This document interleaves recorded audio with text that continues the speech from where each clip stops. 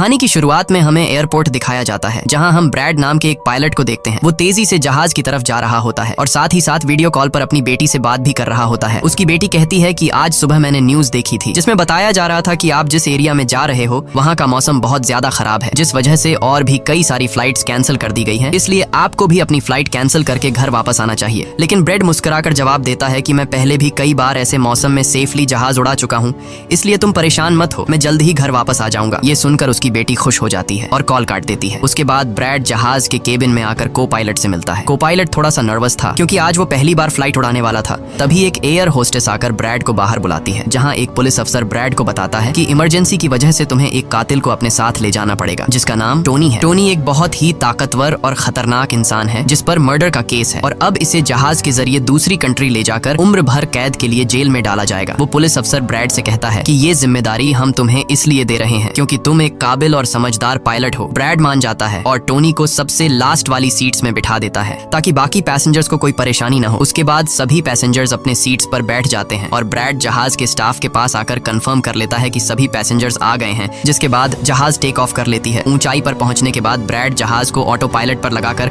को पायलट के साथ अपनी फैमिली के बारे में बातें करने लगता है। ब्रैड को पायलट को मोबाइल में अपनी बेटी की फोटो दिखाता है और कहता है कि मैं अपनी बेटी से बहुत प्यार करता हूँ और हमारा इस दुनिया में एक दूसरे के अलावा और कोई भी नहीं है। दूसरी तरफ जहाज में बैठे पैसेंजर्स सफर को एंजॉय कर रहे होते हैं, लेकिन उन्हें पता नहीं था कि कुछ देर बाद उनके साथ बहुत ही बुरा होने वाला है। केबिन में बैठे दोनों पायलट्स भी खुश थे और जहाज भी नॉर्मल तरीके से फ्लाई कर रहा था, लेकिन तभी अचानक मौसम खराब हो गया और जहाज हल्के से झटके लेने लगा, जिस वजह से ब्रैड परेशान हो जाता है क्योंकि उसे कुछ ठीक नहीं लग रहा था। वो सभी मुसाफिरों को सीट बेल्ट बांधने के लिए अनाउंस करता है और रेडियो के जरिए वो कंट्रोल टावर से बात करने की कोशिश करता है, पर उसकी बात नहीं हो पाती क्योंकि मौसम खराब होने की वजह से यहाँ के सारे रेडियोज काम करना बंद कर देते हैं। तभी अचानक बिजली का तेज झटका प्लेन से आकर लगता है, जिस वजह से प्लेन जोर जोर से झटके लेने लगता है। ब्रैड पैसेंजर्स का हाल देखने के लिए केबिन से बाहर जाता है। पैसेंजर्स को देखकर ब्रैड को थोड़ा बहुत सुकून मिल जाता है क्योंकि सभी पैसेंजर्स सेफ थे, पर यहाँ अब धीरे धीरे लाइट बंद होती जा रही थी और तभी प्लेन को कई और झटके लगते हैं, जिससे ब्रैड का सिर सामने छत से टकराकर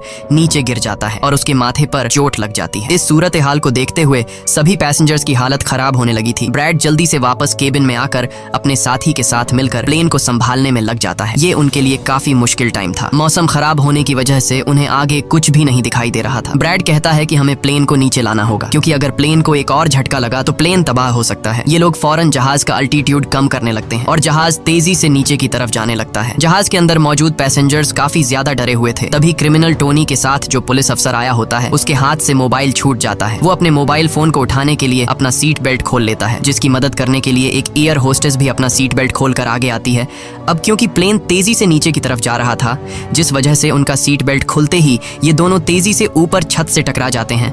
ये दोनों इतनी तेजी से छत से टकराते हैं कि उनकी तुरंत मौत हो जाती है। इतने में जहाज काफी कम अल्टीट्यूड पर आ जाता है और किसी तरह करके ये दोनों पायलट जहाज को कंट्रोल कर लेते हैं, लेकिन अब जहाज में ज्यादा पावर नहीं बची होती, इसलिए ब्रैड जहाज को एयरपोर्ट तक नहीं पहुंचा सकता था, जिस वजह से ब्रैड जहाज को नीचे लाकर समंदर में क्रैश लैंड करने का सोचता है। लेकिन तभी ये दोनों कुछ दूर एक आइलैंड देख लेते हैं, जिसके बाद ब्रैड जहाज की डायरेक्शन आइलैंड की तरफ कर लेता है और आइलैंड पर लैंड करने का फैसला करता है। कई मुश्किलों के बाद ब्रैड इस आइलैंड पर मौजूद एक रोड पर फाइनली इमरजेंसी लैंड कर लेता है। लकीली इस इमरजेंसी लैंडिंग में सभी पैसेंजर सही सलामत होते हैं और किसी को भी चोट नहीं आती। तभी जहाज में पीछे शॉर्ट सर्किट होता है, जिससे देखकर ब्रैड खुश हो जाता है क्योंकि जहाज में अभी भी थोड़ी बहुत बिजली बची हुई थी। सभी पैसेंजर्स के जहाज से उतरने के बाद एक एयर होस्टेस कैप्टन ब्रैड को बताती है कि क्रिमिनल टोनी को ले जाने वाला पुलिस अफसर मारा गया है और एक एयर होस्टेस भी मारी गई है। ये सुनकर ब्रैड बहुत ज्यादा मायूस हो जाता है। दूसरी तरफ एयरलाइन कंपनी का मालिक देखता है कि उसका एक जहाज अचानक गायब हो गया है क्योंकि उसने प्लेन को लैंड होते हुए नहीं देखा था और काफी देर से रेडियो खराब होने की वजह से उसका पायलट से कांटेक्ट भी नहीं हो पा रहा था। इसीलिए वो एयरलाइन कंपनी का मालिक स्कार्सडेल नाम के एक रेस्क्यू एक्सपर्ट को बुलाता है, जो ऐसे लोगों को ढूंढने का काम करता है जो मुश्किल में कहीं फंसे हुए होते हैं। एयरलाइन कंपनी का मालिक उसे कहता है कि मुझे मेरे प्लेन्स की सारी डिटेल्स चाहिए, जैसे वो कहाँ गया, उसके वर्कर्स और सभी पैसेंजर्स कहाँ हैं। जिसके बाद रेस्क्यू एक्सपर्ट अपने काम पर लग जाता है। दूसरी तरफ सारे पैसेंजर्स इस सोच में थे कि हम यहाँ क्यों उतरे हैं। ब्रैड सभी पैसेंजर्स को इकट्ठा करके समझाता है कि इमरजेंसी की वजह से हमें यहाँ उतरना पड़ा। प्लेन में अभी भी थोड़ी बहुत बिजली मौजूद है, जिसे हम बाकी चीजों को ठीक कर लेंगे। तब तक आप लोग यहाँ आराम से रहें और आप लोग घबराइएगा नहीं, बहुत जल्द हम यहाँ से निकल जाएंगे। जिसके बाद ब्रैड प्लेन के पास आकर उसे ठीक करने में लग जाता है, पर वो देखता है कि जहाज में पावर काफी कम है, इसलिए उन्हें मदद का इंतजार करना होगा। ये लोग मैप निकालकर खुद ही अपनी लोकेशन देखने लगते हैं ताकि उन्हें पता चल सके कि आखिर ये लोग किस जगह पर हैं। ब्रेड का साथी को पायलट नक्शा देखकर बताता है कि हम एक प्राइवेट आइलैंड पर फंसे हुए हैं। ये जगह बहुत ही खतरनाक है। यहाँ पर ऐसे लोग हैं जो किसी सरकार या गवर्नमेंट की बात नहीं मानते। अगर इन लोगों ने हमें पकड़ लिया तो हमारी जान खतरे में पड़ सकती है और हमारी गवर्नमेंट भी हमें नहीं बचा पाएगी। ये सुनकर ब्रैड कहता है कि अब कहीं से भी करके हमें अपनी रेस्क्यू टीम को यहाँ पर बुलाना ही होगा ताकि वो आकर हम सबको बचा ले, क्योंकि यही एक रास्ता है यहाँ से निकलने का। जिसके बाद ये दोनों मदद बुलाने के लिए रेडियो ठीक करने लगते हैं, लेकिन आसमानी बिजली के टकराने से रेडियो बिल्कुल खराब हो चुका था। अब ब्रैड सभी पैसेंजर्स के पास आकर उन्हें बताता है कि किसी खराबी की वजह से रेडियो काम नहीं कर रहा, लेकिन आप सब परेशान मत हो। ब्रैड उन्हें तसल्ली देता है कि हम आइलैंड के दूसरी साइड पर जाकर रेडियो को ढूंढेंगे और कंट्रोल टावर को अपनी लोकेशन बताकर रेस्क्यू टीम को यहाँ पर भेजने के लिए कहेंगे, जो आकर आप सब लोगों को बचा लेंगे। और यहाँ ब्रैड एक बहुत बड़ा कदम उठाता है। वो कहता है कि मेरे साथ टोनी जाएगा। ये कहकर वो टोनी की हथकड़ी खोल देता है। यहाँ ब्रैड जहाज के को-पायलट से कहता है कि तुम जहाज की पावर को रिपेयर करने के काम पर लग जाओ। मैं जल्द ही किसी भी कॉन्टैक्ट के जरिए रेस्क्यू टीम को यहाँ तक लाने की कोशिश करूंगा। जिसके बाद टोनी और ब्रैड रेडियो ढूंढने के लिए जंगल की तरफ निकल पड़ते हैं। रास्ते में टोनी ब्रैड को उस पर भरोसा करने के लिए थैंक्स कहता है। अब हम इस आइलैंड पर रहने वाले आतंकवादी ग्रुप को देखते हैं, जिनके पास एक आदमी दौड़ कर आता है और वो आदमी उस ग्रुप के लीडर को बताता है कि यहाँ आइलैंड पर एक प्लेन आकर रुका है इमरजेंसी की वजह से और उसके अंदर बहुत सारे लोग हैं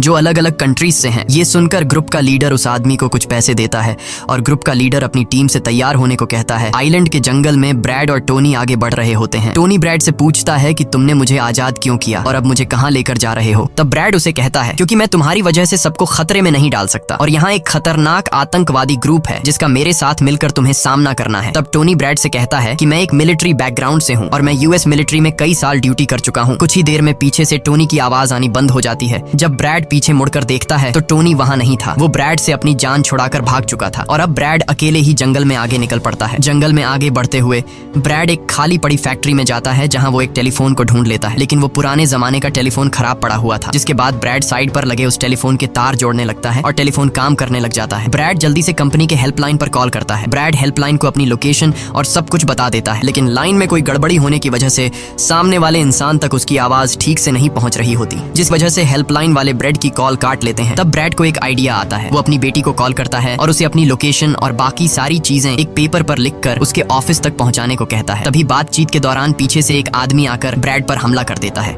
लेकिन ब्रैड उसे काफी मुश्किल से काबू कर लेता है और उस आदमी को मार मार कर बेहोश कर देता है। तभी ब्रैड को महसूस होता है कि एक और आदमी इस कमरे में आ रहा है, इसीलिए जल्दी से वो छिप जाता है। पर वो आदमी कोई और नहीं बल्कि टोनी था, जिसने बहुत सारे गुंडों को मारकर उनके हथियार ले लिए थे। और वो ब्रैड को आवाज देता है कि डरो मत, बाहर निकलो। फिर जब ब्रैड सामने आता है तो टोनी ब्रैड को एक बंदूक पकड़ा देता है उसकी हिफाजत के लिए। उसके बाद ये दोनों जब फैक्ट्री के नीचे वाले फ्लोर में आते हैं तो यहाँ उन्हें एक कैमरा मिलता है, कैमरा की रिकॉर्डिंग और वहाँ पड़े पासपोर्ट से इन्हें पता चलता है कि इस आइलैंड पर रहने वाले आतंकवादी लोगों को किडनैप करके उनकी फैमिली से काफी बड़ी रकम की डिमांड करते हैं। और जब किडनैप किए हुए बंदे की फैमिली की तरफ से उन्हें पैसे मिल भी जाते हैं तब भी ये लोग उसे छोड़ने के बजाय मार देते हैं। ये देखकर ब्रैड समझ जाता है कि हमारे पैसेंजर्स भी खतरे में हैं। जिसके बाद ये दोनों बाहर निकलते हैं और सामने उन्हें एक गाड़ी दिखाई देती है। ये गाड़ी उस आतंकवादी की थी जो कुछ देर पहले ब्रैड के हाथों मारा गया। अब ये दोनों बाहर खड़ी गाड़ी में बैठ जाते हैं और अपने पैसेंजर्स की तरफ जाने लगते हैं। उधर सभी पैसेंजर्स ब्रैड के इंतजार में बैठे हुए होते हैं कि ब्रैड जल्द ही उनके लिए मदद लेकर आ जाएगा। तभी उन्हें किसी गाड़ी की आवाज आती है। गाड़ी की आवाज सुनकर ये लोग खुश हो जाते हैं और ये लोग समझते हैं कि ब्रैड उनके लिए रेस्क्यू टीम बुला लिया है। लेकिन ये रेस्क्यू टीम नहीं बल्कि इस आइलैंड पर रहने वाले आतंकवादी थे। वो लोग गोलियां चलाकर सभी पैसेंजर्स को डराने लगते हैं। उन गोलियों की आवाज ब्रैड और टोनी ने भी सुन ली थी। जिसके बाद ये लोग कार की स्पीड बढ़ाकर जल्दी से प्लेन तक पहुंचने की कोशिश करते हैं। आतंकवादी ग्रुप का लीडर एयर होस्टेस से सभी यात्रियों की लिस्ट मांगता है। डर के मारे जल्दी से एयर होस्टेस उसे लिस्ट ला कर दे देती है। फिर गैंग का एक आदमी को पायलट से पूछता है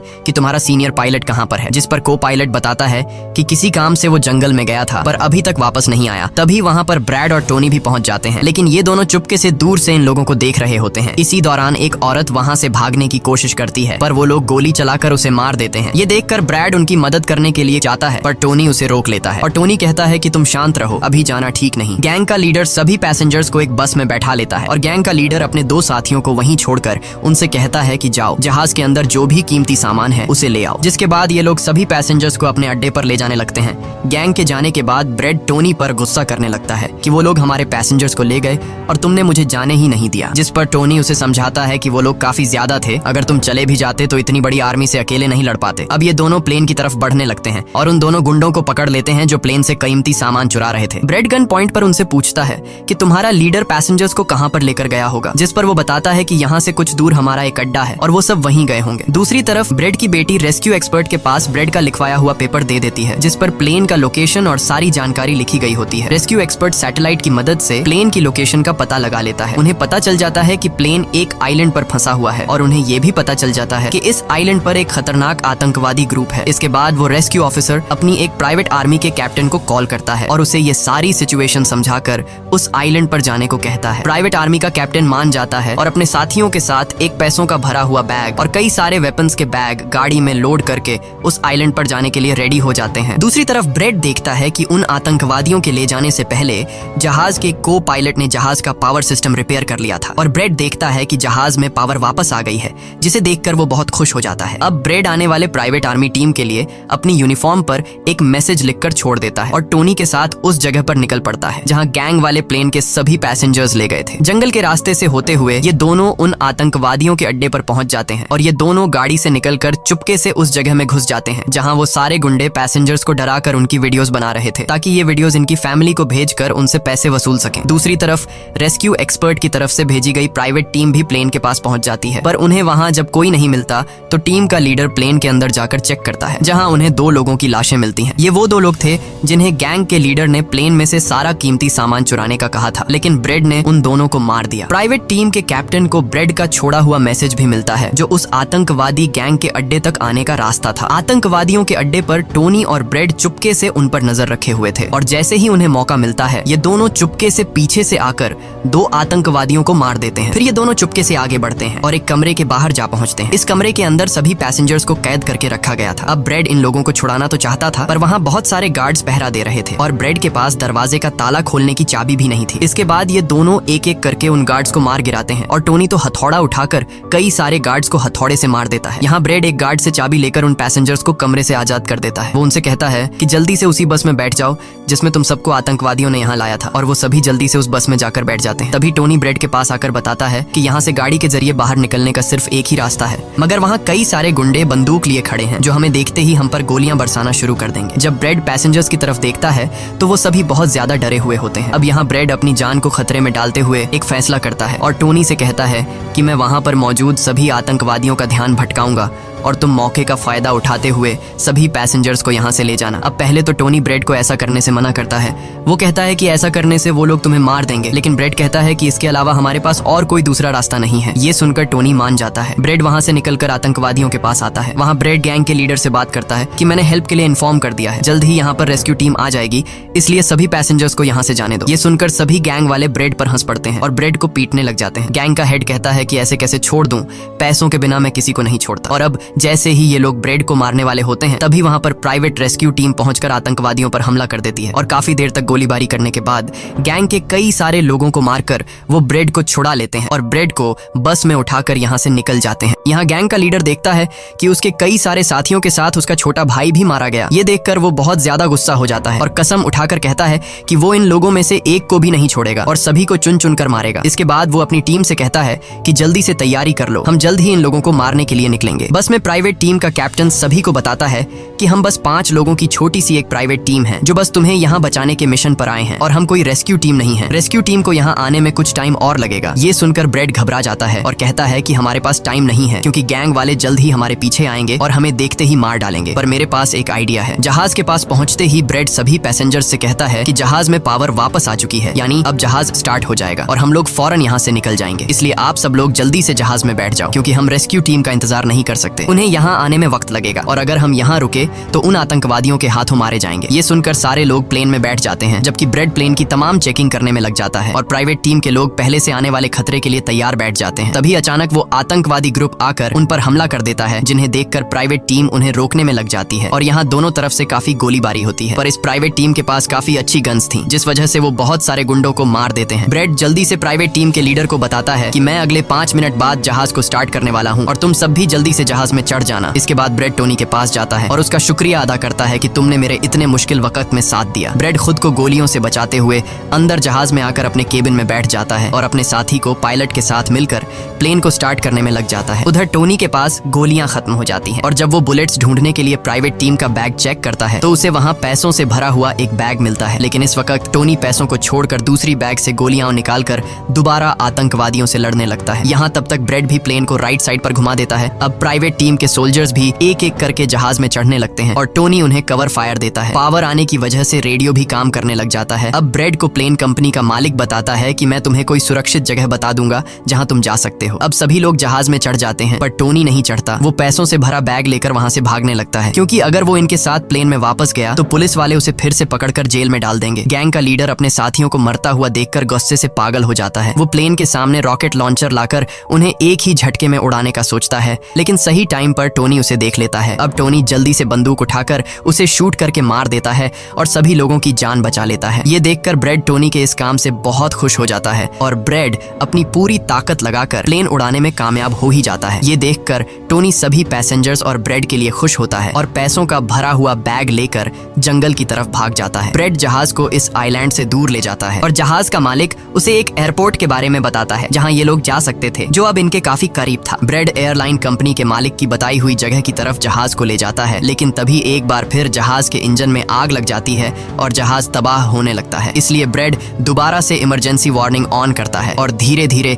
जहाज को नीचे रनवे पर लाने की कोशिश करता है। फाइनली बड़ी मुश्किल के बाद ब्रेड जहाज को रनवे पर उतार देता है और सब लोगों की जान बच जाती है। ब्रेड और उसका साथी को पायलट काफी खुश हो जाते हैं। उधर प्लेन कंपनी का मालिक और उसकी टीम भी बेहद खुश थी। अब ब्रेड पैसेंजर्स का हाल देखने के लिए पीछे जाता है तो वो देखता है कि सभी पैसेंजर्स सेफ हैं और ये देखकर उसके दिल को सुकून मिल जाता है। वहाँ खड़े सभी पैसेंजर्स ब्रेड के लिए तालियां बजाने लगते हैं और ब्रेड का शुक्रिया अदा करते हैं। कुछ ही देर में वहाँ उनके लिए रेस्क्यू टीम भी आ जाती है, जिसे देखकर सभी पैसेंजर्स खुश हो जाते हैं। यहाँ ब्रेड सभी पैसेंजर्स को रेस्क्यू टीम के साथ भेज देता है और कैप्टन फाइनली सुकून की सांस लेते हुए जहाज की सीढ़ियों पर बैठकर अपनी बेटी से कॉल पर बात करता है। इसी के साथ ये कहानी खत्म हो जाती है। अगर आपको वीडियो अच्छी लगी हो तो हमारे चैनल को सब्सक्राइब और वीडियो को लाइक जरूर कीजिएगा।